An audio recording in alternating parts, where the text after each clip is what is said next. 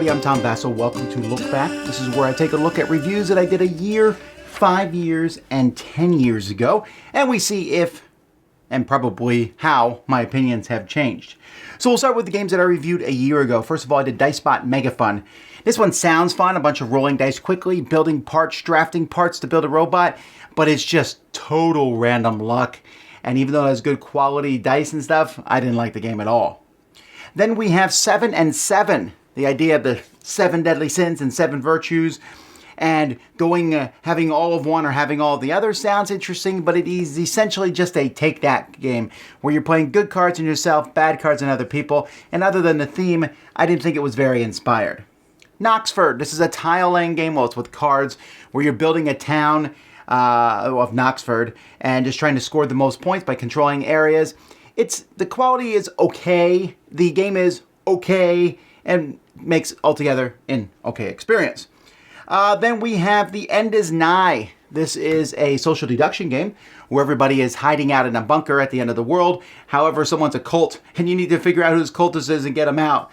And you're kicking someone out, which leads to some interesting situations. It's not perfect. Again, this is kind of floats on the...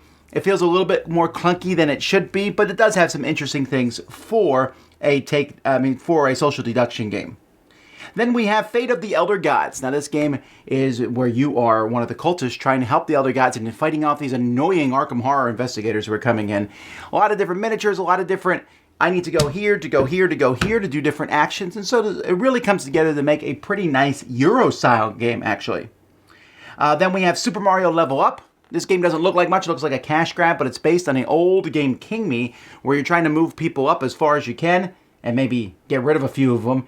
And at the end of the game, however far people are moved up, you have secret scoring cards where you want Mario to be high or Luigi or whatever. It works really well, especially as a filler. Then we have Custom Heroes, and this one here for me has really gone up. This is a ladder climbing game or trick-taking game, whatever you want to call them, where you're playing cards, but you are modifying the cards as the game goes by using a system that was introduced in Mystic Vale. And the idea of having all these weird, it just gets crazier and crazier as you play, and I found that I'm really enjoying it each time I play it. Another game that I've really enjoyed is CHIMERA Station. This is a worker placement game. One of the benefits of this game is your workers are customizable. So you have these aliens and they're made up of different pieces, and the different pieces will basically, you don't need to feed these workers, or maybe these workers get you extra points here. And that's a fun idea, especially with the great quality components. Scythe Wind Gambit. This is the second expansion for Scythe, added the airships. While the Rise of Fenris recently has blown away the other expansions, it's that good. But the airships are still a lot of fun, and while I don't use them in every game, they're really cool miniatures for one, but they do just add a really nice look to the game overall. And then finally, from a year ago, we have CROSSFIRE. Oh no, we have 2 more games. One is CROSSFIRE. This one is constantly going up, a social deduction game. There are 2 versions. My favorite one is where one person's a sniper. They're trying to take out the assassins who are going to kill the leader, and everyone has to persuade them using some limited knowledge that you are not one of the assassins. A lot of fun. And then Century Golem Edition. I like Century Spice Roads. It's a great game. Century Golem Edition, exact same game, just amazing component quality and artwork, so I probably like it a little bit better. All right, 5 years ago, I played CAVEMEN Playing with Fire, which is just, again, another one of these play good cards and you play bad cards and other people with the Odinauts. I guess they were trying to make this a series at the time. It didn't do very well at all. Then we have the Two Towers deck building game. Now, I'm not a big fan of the DC deck building game at all. In fact, I hate it. This one's a little bit better, although there's a few problems with this one. I like the theming. It's okay at best, but it's still kind of weird that you can mix the different sets together, like superheroes and DC deck building. And Two Towers, whatever.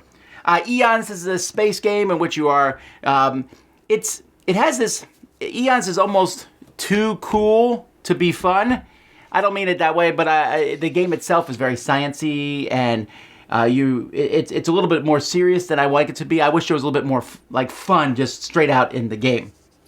Then we have Triassic Terror. This is one of those games that's flown under the radar, but it's a really good area control game with little dinosaurs and big giant T-Rexes going around. It's a very mean game going after each other, made by the same guy who made Royals. Royals got more of the love, but Triassic Terror was one I enjoyed also. Castellan. This is a 2-player game, although I guess you could buy 2 sets of it. They made 2 different colors and put them together. And it's kind of an abstract strategy game as you're building these walls and trying to enclose areas. It's a pretty cool idea, and the components are really neat. Castaways. Castaways is an unfortunate game, right? It could have been a contender. It could have been great, but it came out at the same time as Robinson Crusoe. And this game, you are being cast on an island, and then you are going through kind of like a choose-your-own-adventure style thing. The problem is it's a little bit more on the rails than the other games. There's a weird little semi-co-op thing in it, which doesn't need to be in it at all. And it's still a good game. It's just been way overshadowed by Robinson Crusoe, Seventh Continent, etc.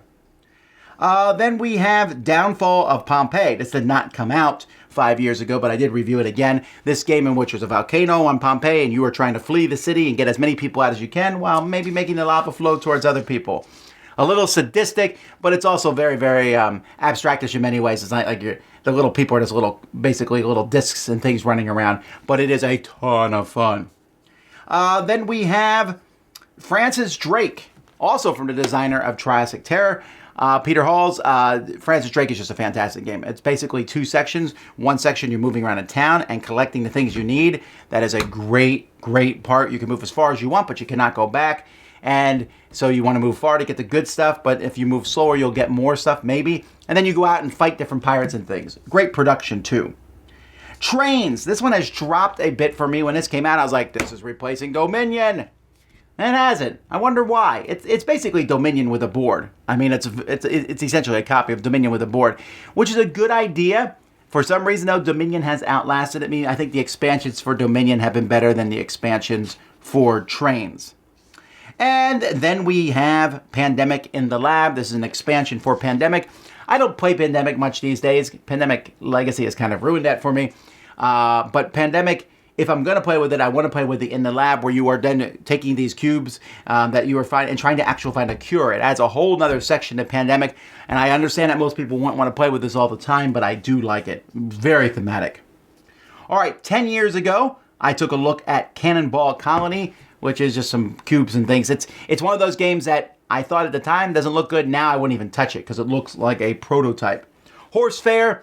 This is a very, very kiddish style game about getting horses, but there's just way too much luck in it for me to recommend it then or now. Mow 'em Down. This is a game about cutting the grass, which is not a bad idea. Running your own lawn company. This one felt like if it came out 5 years ago, it would have been a Kickstarter in its own right, and I think they may have reprinted it a few years ago anyway, I'm not sure. Tiki Topple. This is a game about moving these tiki things in a statue up and down.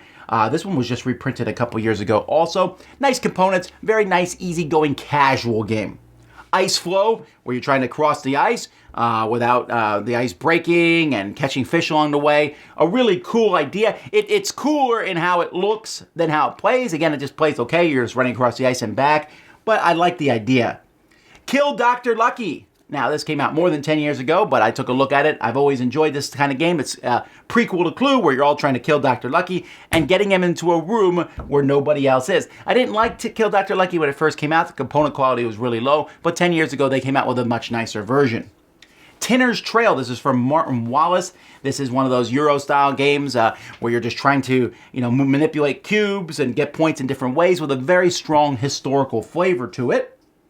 And then finally, Ticket to Ride Nordic Countries, which I love. This one, and it originally came out only in German, so it's hard to get. People are like, I want to play this one. It's a great 2 to 3 player map. So it's just, and also has some wintry cards, almost has like a Christmas theme to the whole thing. It's a great map, and Ticket to Ride, of course, is a fantastic game. Those are the reviews I did 1, 5, and 10 years ago. Until next time, I'm Tom Vasel, and this has been Look Back on the Dice Tower.